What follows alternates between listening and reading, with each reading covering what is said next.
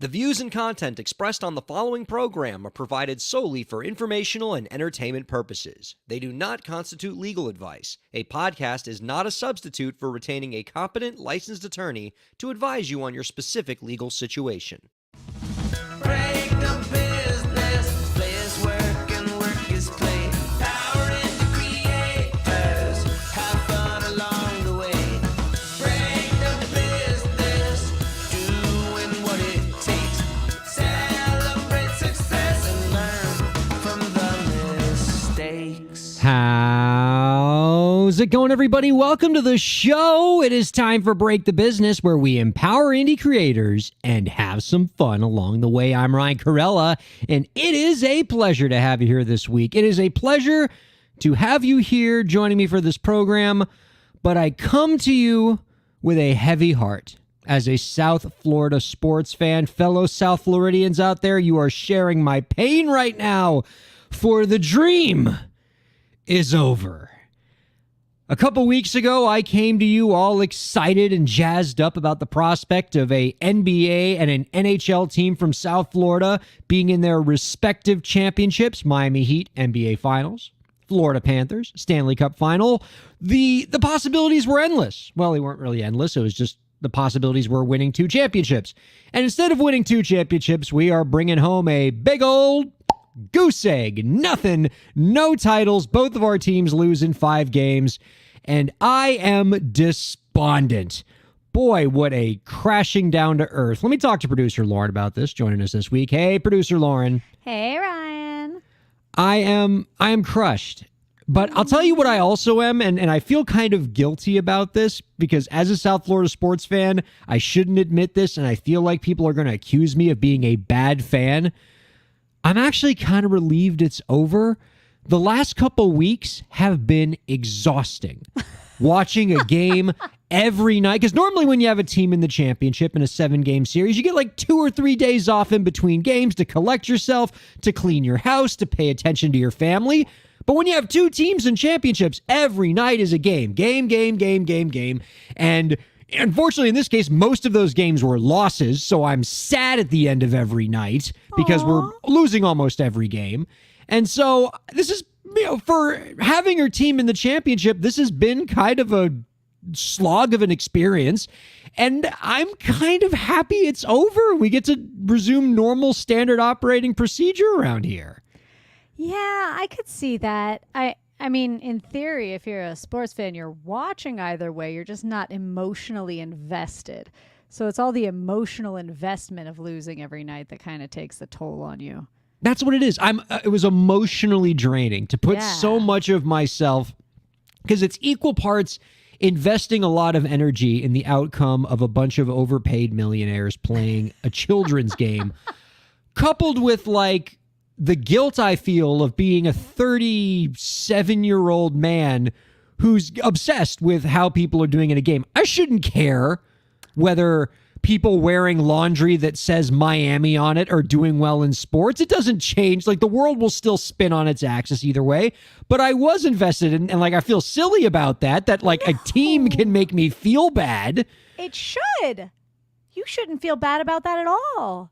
I mean, it's entertainment in one way or the other. Like, they're working their bums off to entertain us. Sure, they're sportsing it up and physical activitying it.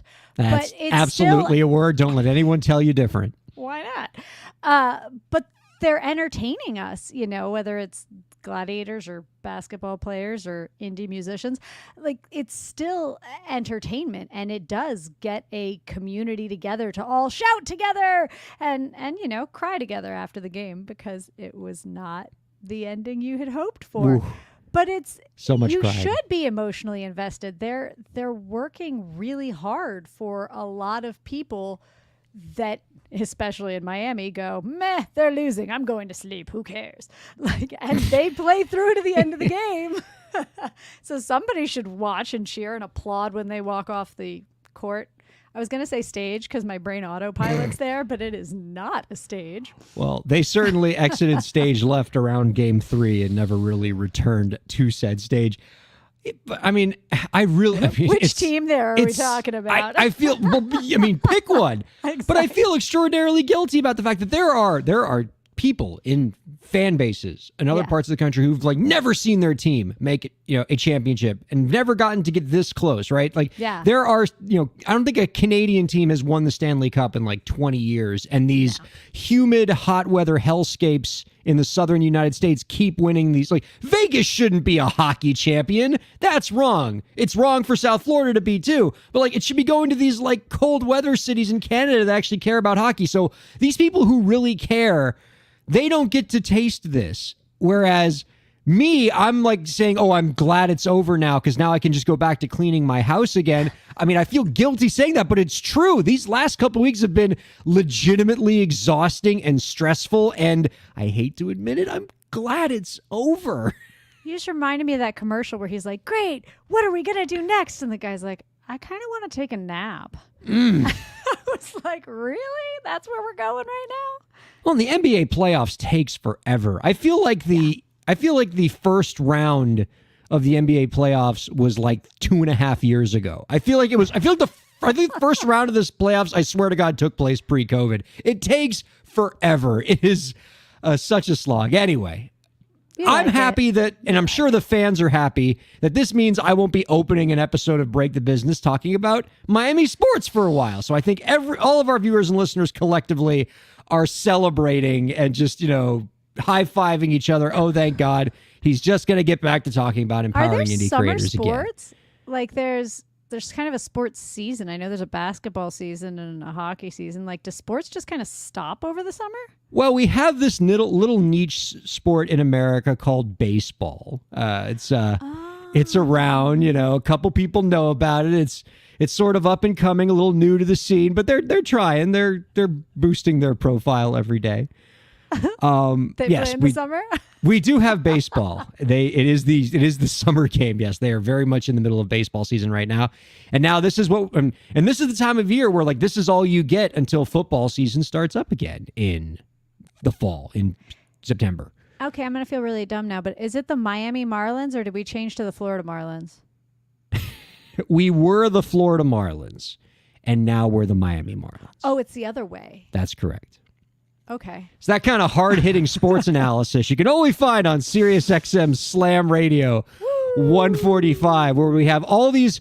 I mean, you have Greg Cody on Slam Radio. You have Larry Million on Slam Radio. These are big-time sports talkers, and you're up here not knowing if the Marlins are the Florida Marlins or the Miami Marlins. I knew that at one point they were both of those. So I knew there was a name change. Okay, look. Okay, these may be entertainers, but they are not indie creator entertainers. They're like way corporate over there. They are, yes, they are. They are definitely the superstars. Speaking of indie creators, we got a couple really terrific ones coming up in the next segment. Joining us after the break, we're going to be joined by indie rock duo Twilight Muse, otherwise known as Megan Polaro and Andrew Shapiro. A really cool pop rock duo. Definitely true indie rock. I love their music. They got a new album coming out on the 23rd. I've been digging their catalog.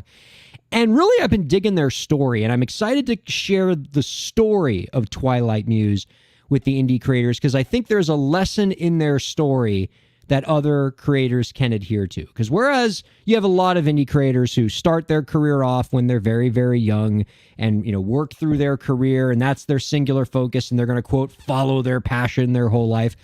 Twilight Muse's story is different and in a lot of ways is the story of a lot of modern indie creators where these are two terrific musicians who did other things in their life first. Andrew Shapiro, a terrific lawyer and an impact investor. Megan Polaro was an entertainment industry executive. They did their respective careers for a long time. They were great at those careers. They continue to be great. And sometime later in their life, they met up at one of these musician meetup kind of things, these entertainment jam sessions. They met at one of these jam sessions. They said, hey, we really like playing together. They formed a duo and they're off to the races. And, the album is great and they're able to use the connections they gained in their separate careers to, move their career forward in a way they wouldn't have otherwise been able to had they just started in their music career from the beginning. And I like these kind of stories because it gets back to a piece of advice I tell students all the time when I teach classes at college. I always end with this same piece of advice to every group of students. And people think I'm crazy for it. And I'm going to be like the last person that ever gets invited to a graduation speech for giving this advice because it's like the most anti-graduation speech advice. But the advice is, don't feel like you have to follow your passion, which is the opposite advice you hear at graduation speeches, right? It's always follow your passion, follow your passion, follow your passion. But I think what the Twilight Muse story tells us is you can actually oftentimes achieve your passion more effectively by not following your passion and instead do what I call following your success. Ooh. So there you may come at a time in your life where you are at a crossroads where you're like, I'm really passionate about X, whether it's making music, whether it's acting. It's usually something in the creative profession. That's usually where people's passions are. Nobody's passionate about roofing or accounting or something like that. They're passionate about, being a rock star or whatever. And so you might go down, you might follow your passion, or you might find out at a relatively young age, as people do, that you're really good at something that you could be successful at. And maybe it is accounting. And maybe you're not passionate about accounting, but you're damn good at it. And you like it. You don't love it. It's not your all-encompassing everything, but you really like it and you're good at it. There is something to be said for not following your passion and instead follow your success. Be the accountant. Be really good at the accountant. Become successful. Become prominent. Make lots of money. And along the way, keep your passion close to you and use the connections, the money, the resources, the doors opened from following your success to create opportunities for your passion. There's a gentleman that I one of my mentors, one of my clients, a gentleman I won't mention his name on the air, but he's really prominent. His passion is making movies. He loves making movies. He's always been passionate about movies. And so he could have done at a young age what a lot of people who are passionate about making movies do, which is, I'm going to go to film school. I'm going to do the traditional route. I'm going to go to film school. I'm going to be broke. I'm going to get an internship at a film studio. I'm going to get coffee for some director. I'm going to grind my way up the ladder. It's going to suck. And maybe in 20, 30 years, I get to be a film producer. If you're not suffering, it's not art. Right. And you get to suffer and you're broke and you may never actually achieve the success. And instead of doing that, he could have done that. He could have followed his passion. Instead, he realized, I'm really pretty good at real estate. In fact, I'm very good at real estate. So what did he do? He went into real estate development. He, got really into that. He was very successful at it. He made lots of money. He opened a lot of doors for himself. He built businesses. And along the way, he got into the rooms with the elites because he was exceptional at what he does. And you know this, Lauren. Elites, regardless of industry, tend to run in the same circles. The elite party is going to have the movie stars in it, but it's also going to have the real estate tycoons in it. It's going to have the best damn accountants and the best damn college professors because elites like to run together. And so he got into the rooms with those elites, not because of what he did on the film side, but what he did on the real estate side. And he got to meet those film production industry people. He got to meet music industry people. And so what is he doing now? He produces films. And he got there not by following his passion, where he still might be trying to get somebody coffee to this day, but instead he got there by following his success and using the resources and the talents and the doors opened from following his success to achieve his passion. And I feel like Twilight Muse might be a story like that as well. These are two people who achieved success in different fields, but then used that success to get to where they are today, which is making music together, which is their passion. And I'll make this last note on this point. I see it in my own entertainment law practice. All right. I have a lot of entertainment law clients who absolutely followed their passion, right? They've been creative professionals their whole lives, and it was a grind, but they got there and they're successful, and I am their lawyer. But a lot of my entertainment clients are accountants, are business peoples, are doctors, are lawyers, are teachers.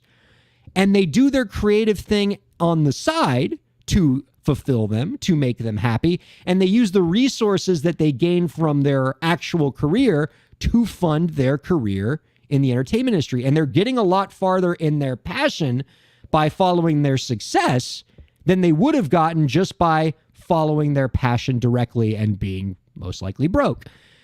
And so, I mean, I guess the lesson in all that is to tell creators, like, if you're not 100% following your passion right now, don't feel like that's failing. Follow your success. Keep your passion close to you. There you Follow go. your success, and you might be able to achieve success that way as well. I do like that. Don't lose your passion or let your passion, go to the wayside. I like the follow success, but let your passion fuel you, because if you're going to be aiming for things that make you successful, you're still going to want to do it for a reason that's fulfilling to you. So like you're saying, if you can make the connections or make the money or make any of these things doing things you're happy doing, that's great.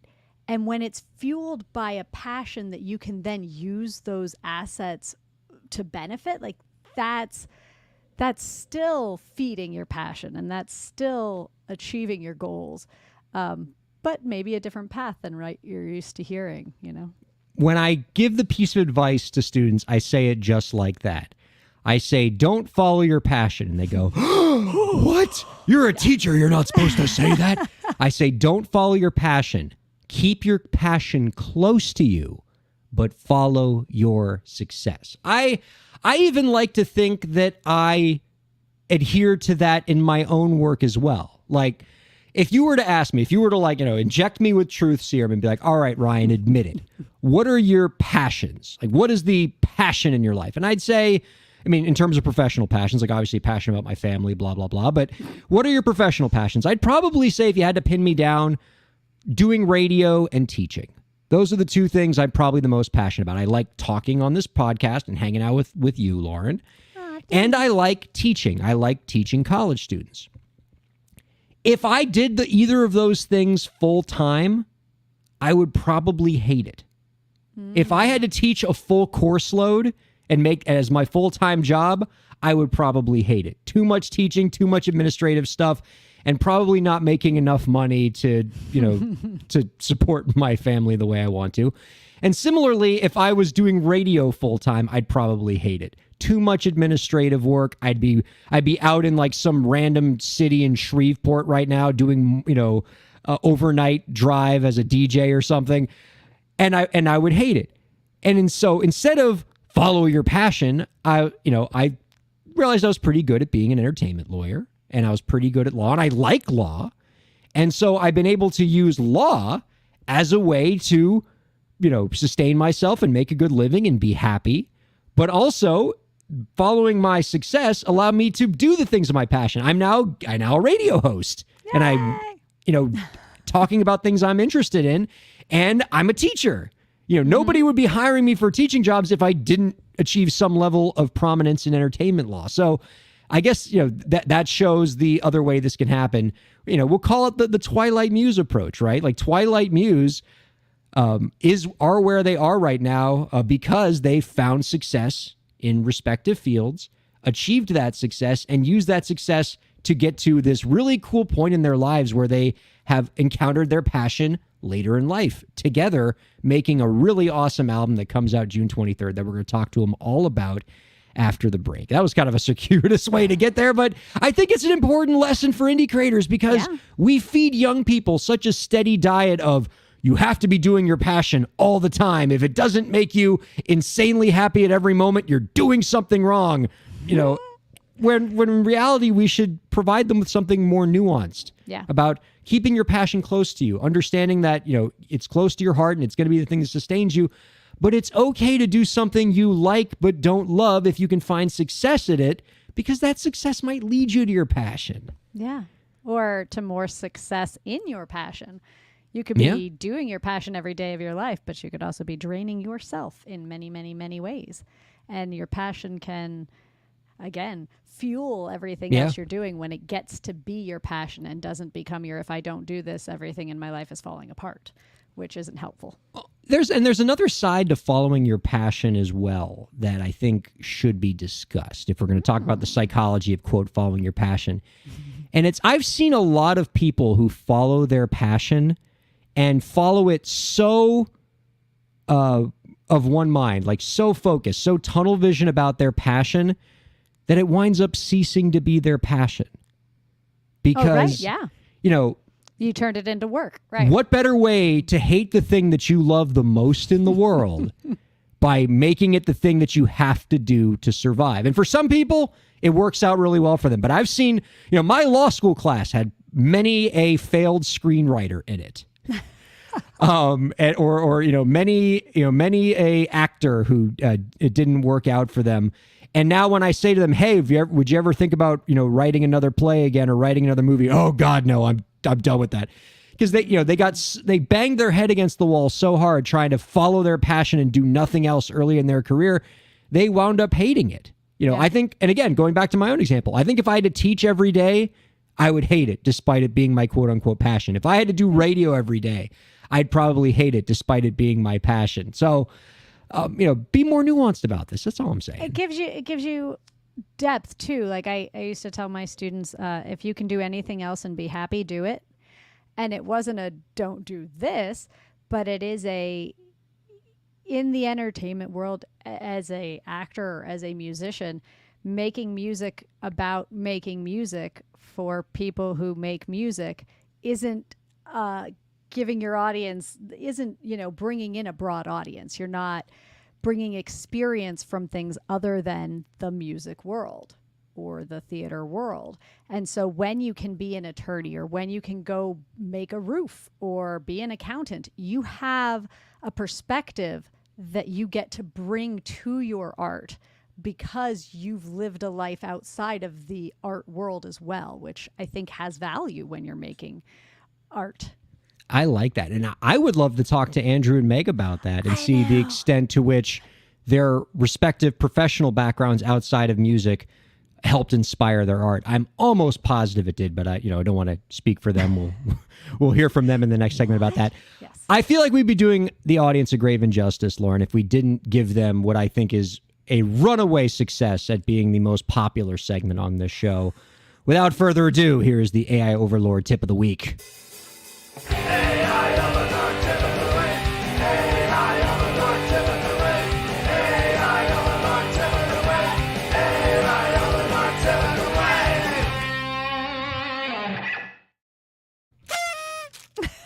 Happy Father's Day, everybody. Depending on when you're viewing or listening this, it's either just before, just after, or bam, right on Father's Day. But either way, we're around that Father's Day season. And it's a particularly exciting Father's Day for this radio host because it is my very first numero uno Father's Day.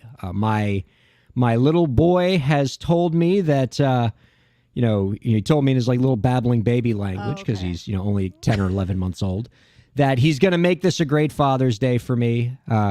He is going to sleep through the night. He's not going to cry excessively. It's going to be a wonderful Father's Day. I'm excited for it. And I figured in honor of Father's Day, I would give some fatherly advice to all the viewers and listeners. But as a new dad, what the hell do I know about advice? And so I asked ChatGPT to give us some advice for indie creators from the perspective of a father giving fatherly advice to his son. Does that make sense? Yes. And I told ChatGPT, make it as smarmy and 80s sitcom dad as possible, maybe with an extended metaphor in it, just something super cheesy. I feel like ChatGPT made this happen for us. So without further ado, I'm going to perform the fatherly advice that the AI Overlord prepared for us this week so that we can all have our hearts properly warmed this Father's Day.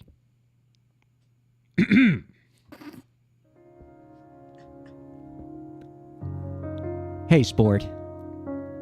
Those stars sure look bright tonight, huh? Son, being an indie creator is a lot like navigating through the stars. At first, it all seems chaotic, confusing. You look up and there's a million points of light. each one seeming to beckon you in a different direction. It's easy to feel lost, even overwhelmed. But here's the thing, kiddo. Each of those stars, they're like opportunities, ideas. Some shine brighter than others. Some might even eventually fade out. The trick is not to get dazzled by the multitude, but to find your own constellation, your own unique pattern that makes sense to you, that guides your way. Sure, you'll have some shooting stars, those brilliant ideas that streak across the sky and disappear just as quickly, and that's okay. Not every idea is meant to be a North Star. Some are just there to remind you of the vastness of your own potential, to keep you looking up. And yeah, you're going to stumble sometimes, son. There'll be times when the clouds obscure your vision, when the path you've charted seems to vanish. But remember, the stars, they're still there, behind the clouds. You just have to have patience and wait for the sky to clear. And most importantly, buddy, being an indie creator is about being true to yourself. It's about taking your own little spark and adding it to the grand tapestry of that night sky. So don't worry if your light seems a little small right now. Just remember, it's dark out there, but every bit of light makes a difference.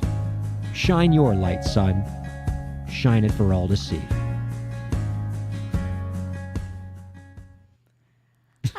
I don't have the woo applause thing that you have on yours, so I can't applaud. There it is. There it is. Yay! Okay, pretend like I did that for you, because that's so sweet. Oh. I feel like the Father's Day message, I was thinking you were giving a message to a father, but you weren't. You were a father giving a message That's to right. your That's, son. that's what we dads do. Whether we be flesh and blood or AI overlord, we are here for our children on Father's Day to give some advice. And wow, I can't believe how I'm well playing that back for ChatGPT. Nathan in like a decade. I can't believe how well ChatGPT handled the extended metaphor of equating one's career as an indie creator to stars in the night sky. That is some brilliant Shakespearean type stuff that makes me all the more convinced that this thing is coming for all of our jobs. Woo! But we Good love Lord. it. I do love it. It's utterly delightful. It warms my heart, and I am so, I feel good now. And It was a feel-good little segment there this week. I was like, oh. yeah, I like that. All right, let's collect ourselves. We're going to take a quick break and bring on our friends from Twilight Muse here on Break the Business. Don't go anywhere. Happy Father's Day. Ryan Kairalla here. I hope you're enjoying the show, and I hope that you're getting a lot out of it. I do what I do because I care about creators like you. A lot. I've dedicated my career to helping creative professionals, entrepreneurs, and organizations move forward. I do it by hosting this program, and I'm also proud to do it in my legal practice. If you're a creative professional looking for solutions-oriented legal services to help you further your goals, I'd love to help. My firm RKPA does contracts, commercial law, copyright, trademark, and more. Visit rkpalaw.com to learn more. That's rkpalaw.com. Ryan A. Kairalla, PA, Miami, Florida.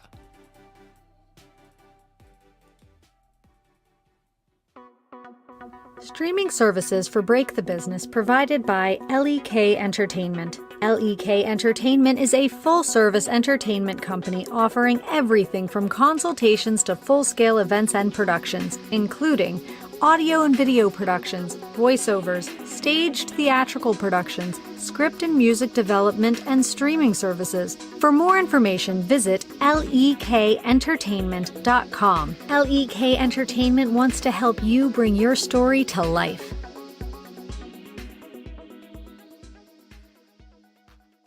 Thanks for supporting Break the Business. If you have a question or topic that you want us to discuss, email us at breakthebusiness@gmail.com. You can follow the host, that's me, on Twitter at Ryan Kair, and you can follow the show at the BTB Podcast. Be sure to subscribe to the show on Twitch, YouTube, and Facebook, and on all major podcast platforms. And now, let's get back to the show.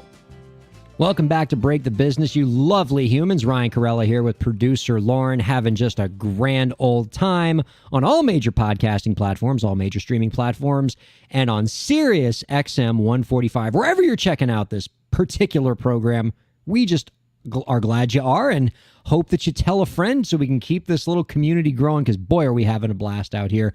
Got a quick piece of news that just came over my email that I think is worth mentioning. Our friends from Bandcamp wanted me to let you all know that on June 19th, that's going to be on Monday as you all are checking this out. Juneteenth, Bandcamp is going to be holding its 4th annual Juneteenth fundraiser, where if you buy something on June 19th on the Bandcamp platform, which generally is always a cool thing to do because, boy, do they got some good stuff over on Bandcamp. Bandcamp is going to be donating 100% of its share of sales to the NAACP Legal Defense Fund. So a great way to support the cause and to observe Juneteenth while also getting to support indie creators. There's a lot to like about that. I love it when Bandcamp does this. Bandcamp does like their Bandcamp Fridays, where if you buy things on Fridays, that more of the share goes to the artist. They're always supporting various social causes, and this Juneteenth one is no exception. Show love to our friends over at Bandcamp and the indie creators who are on that platform. That would make all of us here at Break the Business quite happy.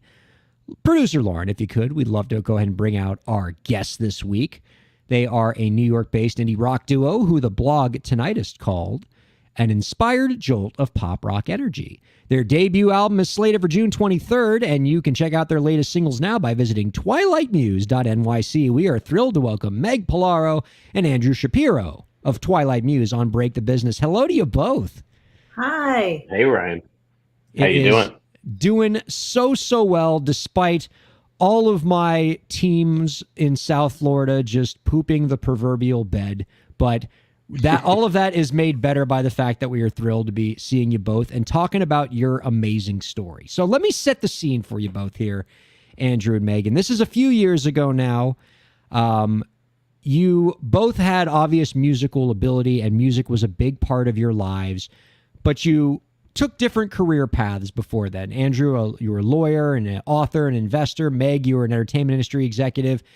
And then later in life, you met each other at a jam session a few years ago, and you hit it off. And ever since then, you know, Twilight Muse was born. You guys were making music. Can you take the story from there? How did things get started?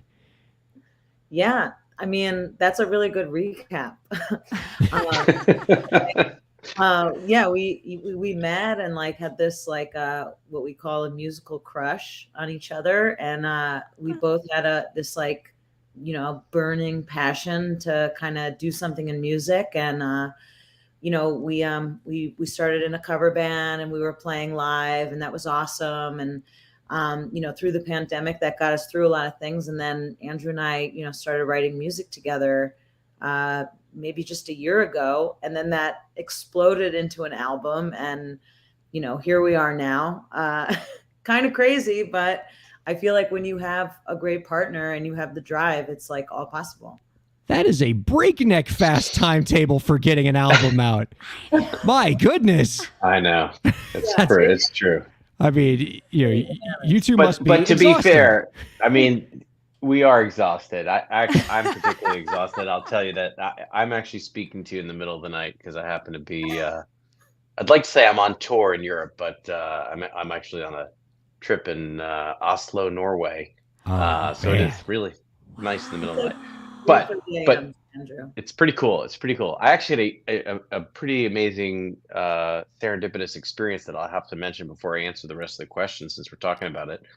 On the street this afternoon, and I've only been here for 2 days, who do I bump into strolling past me on the beautiful night skies? First of all, it's late. I mean, it's light here until midnight, you know. So it's that kind of Norway. Yeah. It's white nights and all that. Who do I see stroll past me? The quintessential New York rock icon and character, Patti Smith. what? Whoa. Yeah. Hanging out in Norway? Walking down the street with, I think, her son, who I recognize from because I follow her religiously. I was like, that is bizarre. She must know I was going to be on Break the Business in the middle of the night tonight. I'm like, Patty, It You want to does. come on the show with me? and I really, I mean, Meg, you get why that's so crazy. Meg and I, like, you know, That's really bizarre. we're actually gonna sing a Patti Smith cover at our upcoming next gig. Although we're here to talk about originals, so let's talk about that. Yeah. Meg, you were talking about our quick pace of writing, but I would add one thing, Ryan and Lauren, which is that also the reality is that some of these songs were germinating for a while, right? So when we've been writing together, but we've also had concepts and notions and ideas that we were developing on our own, and then they came to full fruition because of our collaboration, right? So you had a fragment, and then because of our give and take and our creative dialogue, those things blossomed into, you know, fully realized songs.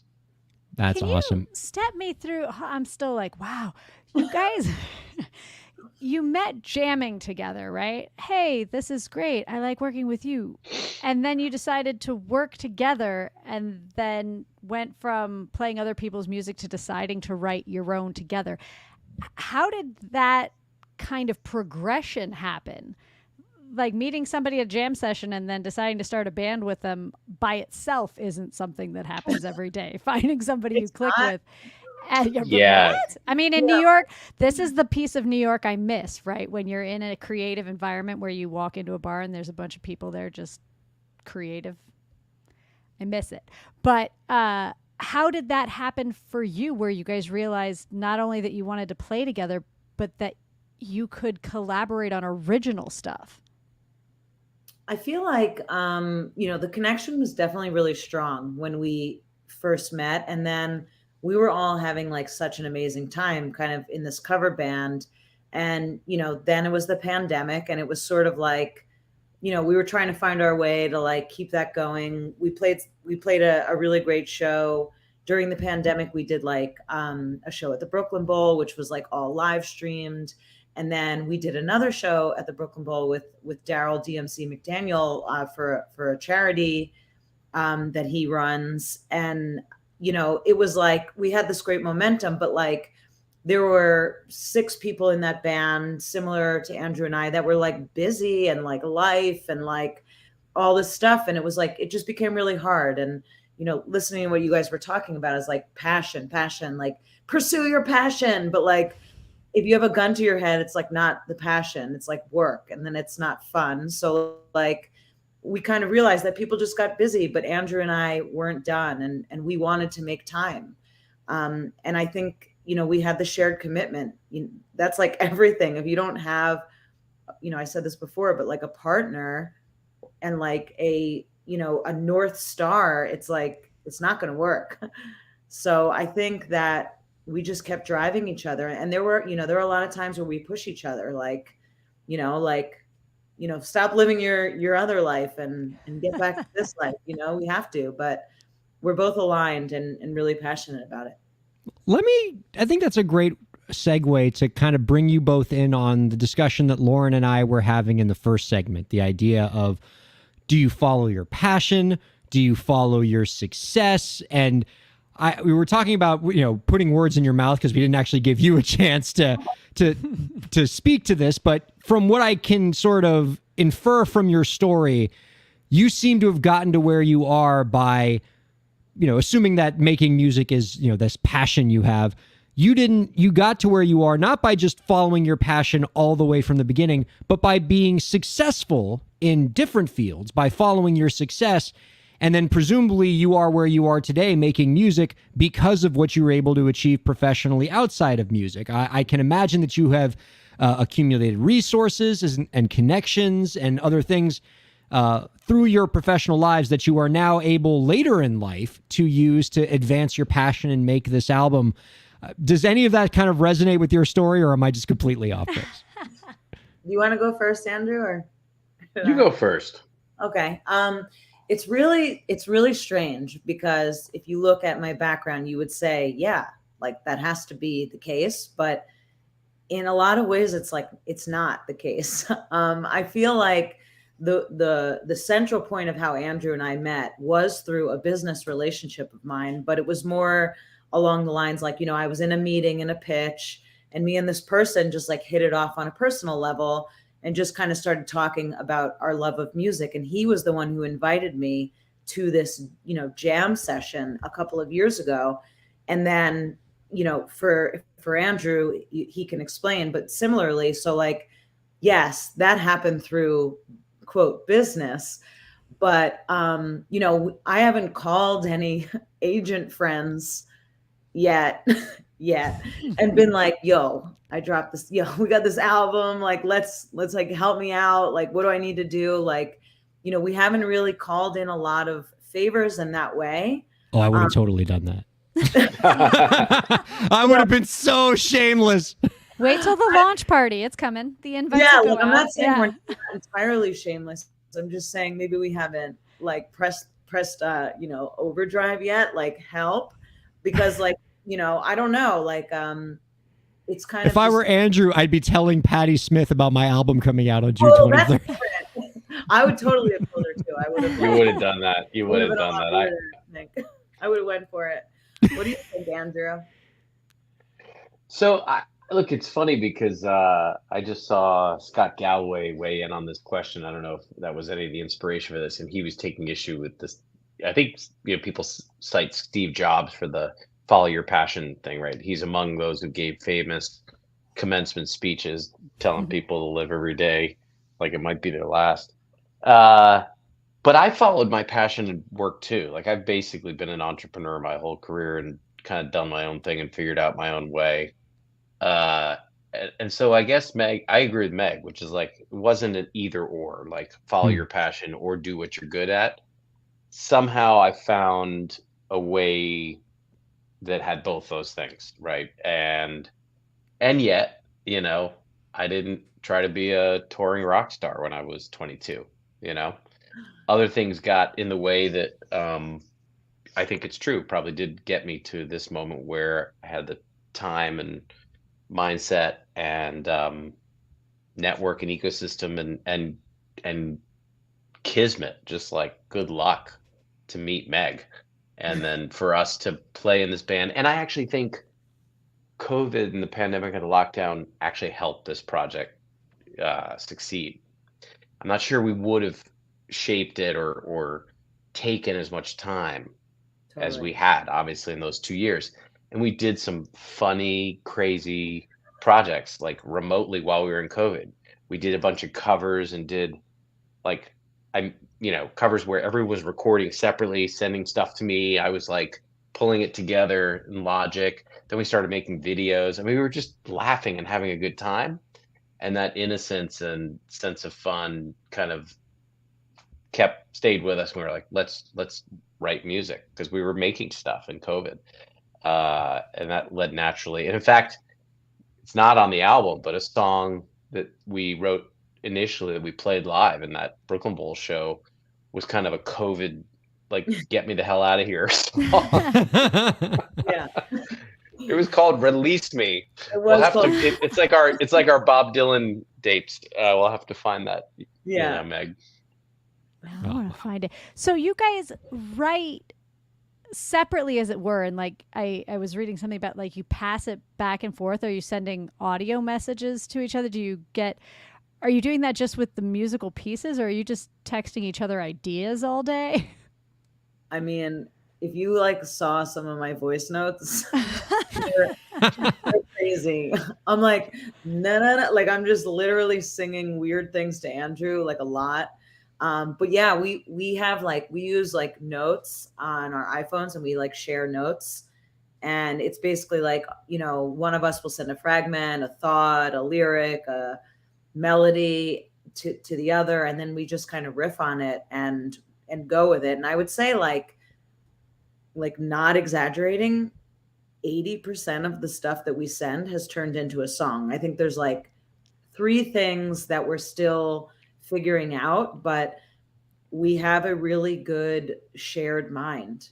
We're just on the same page. And it's like Andrew is, more of the classic musician, like more professional, I would say. He's like, what key are you in? I'm like, I don't know. What is this? And so I will say things to him, and then it's like he's hearing in my head exactly what I'm thinking. Like I'll sing him a melody, and then he puts the music behind it in Logic and stuff, and I'm like, oh yeah, that's like exactly what I was thinking. It's crazy. I love that for you. That makes me so happy. Yeah. It's good. It's good. So, do you have any opportunities to jam, as it were? Are you collaborating musically in real time, or is it most of it a back and forth? Yeah. Like, I'll toss you the ball and then definitely. you toss it back to me. Yeah, I think we like get like a rough demo started like that. I mean, Andrew, you could speak to that because you are sort of our Music V1 director. producer. Yeah. Look, we have written stuff sitting in the same room at the same time. I actually think there's something productive about the iterative nature of how we do it, because it's sometimes when you're in this. I mean, we've written stuff. I mean, like I remember Destination U. We were writing in my studio. Do you remember? But even that, like, there's a riff that I've started, or there's something that Meg has been singing to herself in the shower. And then those things get woven together. So there's something healthy about, like, you're in your moment, and then you're like, I gotta get something good to my creative partner over here. It's actually a really good, I just thought of this, a book about duets. Gotta get this for you, Meg. Oh, Written by a guy I know called Josh Schenk. And I don't remember what the name of the book is, but I'm gonna look it up in a second. But he has chapters on all these different creative pairs, and one is Lennon and McCartney, and there's a whole dynamic. How he talks about how they would go away from each other and come back, and like John would write something. You see this in Get Back in the documentary, right? They'd leave, they'd come in the next morning, and be, I got something here, right, and like they'd like play it, and the guys would be like, oh, that's pretty good, and We're all just gonna let that Meg's Lennon like, and "Do it McCartney again, do it impression again." slide. We're I'm just like, wait, I've known Andrew for a long time. I don't think I've ever heard that. Let's blame Her it on face was priceless. She was like, ooh. yes, it's 3:53 in the morning. So And Man, we appreciate The- you so much. the European Break the Business guest always has a special place in our heart because we are recording this 9 p.m. Eastern time. So whenever we have somebody who's on the other side of the Atlantic, it will break them. Because you're doing the 6-hour time difference. It is brutal. You're also dealing with like what it's called polar night, where it's just like everything's night. messing with your circadian rhythm right now, It's but you're true. hanging in there and we appreciate it. I like this approach to songwriting, right? When we think of the traditional way that people make music together, it's, oh, you're in the same room, you're working on stuff together. But what Andrew and Meg show us is that songwriting can often take place separately and then coming together, like Andrew's Beatles example. It can be sort of a passing of the baton where one person makes something, sends it to the other who, carries the art a little further forward and then passes it back to their colleague. I mean, I would say my favorite album of all time was Give Up by the Postal Service in 2004. And the name of the band, the Postal Service, is named after how the two members, Ben Gibbard and Jimmy Tamborello, made their album, this was old enough that they literally would send the tracks back and forth to each other through the Postal Service. Like Ben Gibbard would work on a little bit, send it to Jimmy. Jimmy would add a beat behind it, mail it literally back to Ben Gibbard. And they made my favorite album in that very way. So there's something to be said for kind of different ways to collaborate. And I would imagine for two busy professionals, something where you don't have to be in the same place all the time to create can allow you to create your work more flexibly and make a pretty cool album that's coming out June 23rd, which I imagine you all are just super excited about. Andrew mentioned something in passing as well, which was, I'm not quoting directly at all, but almost an accountability to your collaborator, where he's like, when you send something, you feel this need to come up with something creatively to send back. So when there is that gap, you're not just kind of going, well, whoever brings it, brings it. You're like, well, I have to send something back, so I better get those juices flowing. And I was like, that's kind of a cool energy to Yeah, bring to it. Lauren, that's a great observation. I think that Meg will send me, you know, a melody, a fragment, a line of a chorus, and then I want to jump right in there and, start. It's almost like a chess game. Right. Like she put, pawn to whatever, and I was like, okay, I'm coming over here. Come over there. Oh my God, that was incredible. What a move. How did you think of that? That got me excited when you mentioned that. I was like, oh yeah, I want to have to come up with something because it's a good pressure. Yeah. And it almost suggests that it could be more accountability than if it's just two people in the same space. Because when that happens, you could have one person who's doing all the writing and the other one's just drinking a beer or something. You're doing great. Your approach actually makes sure that both people are working, because person number one can't do their thing until person number two sends the work back to them. I think And it's then also, the other thing, I'm sorry, go Meg. just like having the schedules that we have, it's like really the only way. Like, I think that's what inspires the name in a lot of ways. Like, we are moonlighting, we are in the twilight. Like, we're parents, we're, hard workers, we have friends. Like, there's like so many other things that like pull you in and out of this project that you have to find the time. And I think the flexibility of that sharing is what makes this work. Like, a lot of the songs that came to me were when I, at the time last year, was still bottle feeding my daughter. I'm like sitting in a dark room with a sound machine and my brain is like drifting. I mean, Ryan, you get this as a father of a 10-month-old, but like, you're in a totally amazing state of relaxation, sort of. And like, my brain would just turn on creatively during that time. So, then Andrew would get weird voice notes at like 11:42 p.m. I It can't sounds like attest he to being in loved any it. state Yeah. of relaxation for the last 10 months, but I'll take your word for it. That was unfair. You know what? That was unfair because you're not out of the You're woods not. yet. You're not. It's tough. First year is Not tough. relaxation, more of a trance, it sounds like. She's like, and then, you're feeding and you can't Yeah. move. So your brain like- just keeps going, right? Yeah. I'm like thinking of things, and then, I'm trying to put her to sleep. I'm like, do I make up a song? I don't know. You start humming to the child. I'm going to send that to Andrew. Yeah. He'll do something with it. Right. We haven't done a kitty album yet. Yeah.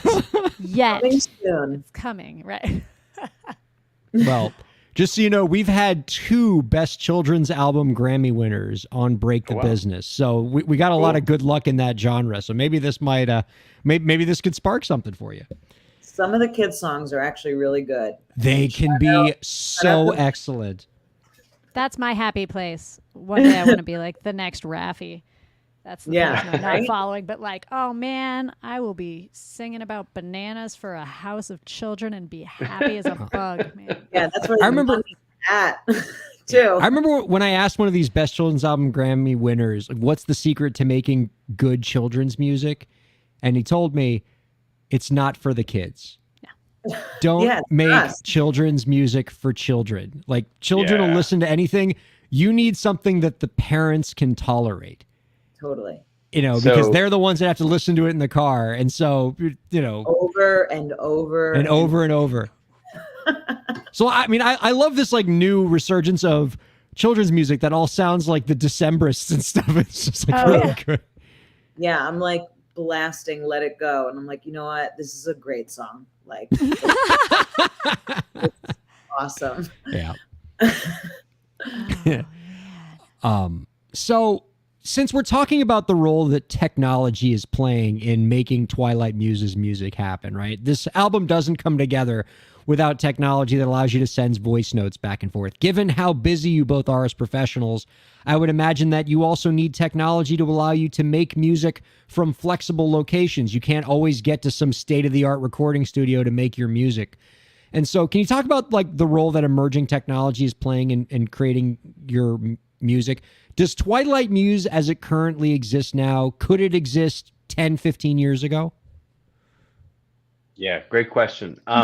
And I've actually spent a good portion of my work life thinking about technology's impact on society. And work, I put big air quotes around work because I wrote a book about that subject in a million years ago, 1999.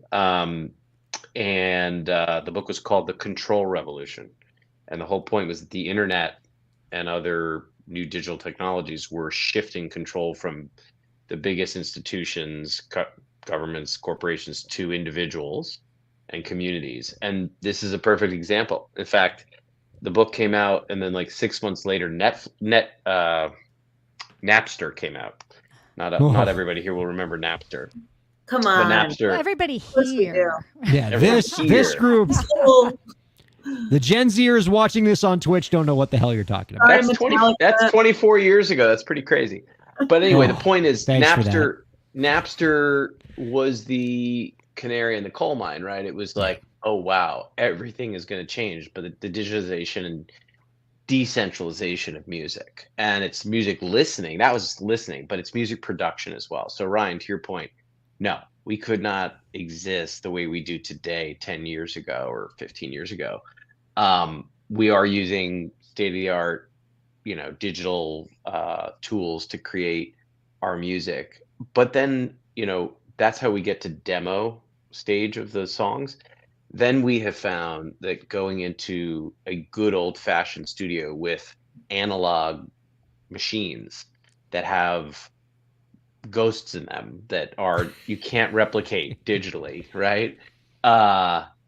Is something really special. So we recorded Moment at a Time with 3 different producers, and in 3 pretty different studio settings. One is a really traditional, very well-known recording studio in downtown New York called the Cutting Room, where we cut 2 tracks. Another was like a brand new, super hip recording studio out in Brooklyn, but in like industrial. Where's Slide? I think it's in East Bushwick, or yeah, it's West like Bushwick? Slide it's like Studios. It's awesome. It's among a bunch of big industrial facilities and buildings and all this crap. And this producer, Will Baker, who we worked with, that's his new studio out in Brooklyn. And then we have our good friend Dan McKenzie, who by the way has written children's albums and music, out in LA. And he's got a setup that's more of like the modern like studio in the home kind of thing. But just having those different settings, I think, took us beyond just what the digital tools could do. Because you can, what's the famous example today? Billie Eilish, right? Recorded her whole right. first album in her bedroom. On a Phineas Mac. did. Yeah. But there is something different about, recording vocals through, an analog EQ device or compressor or whatever. Well, especially for like a rock genre that I think, where you're, using a lot of, rock With instruments. a technician who knows how Yeah. to use that board, because the computer can take in what you're giving it, but there's an art form in that mixing, and having somebody there. Yeah, that's something that is valuable, I think, for sure. Sure.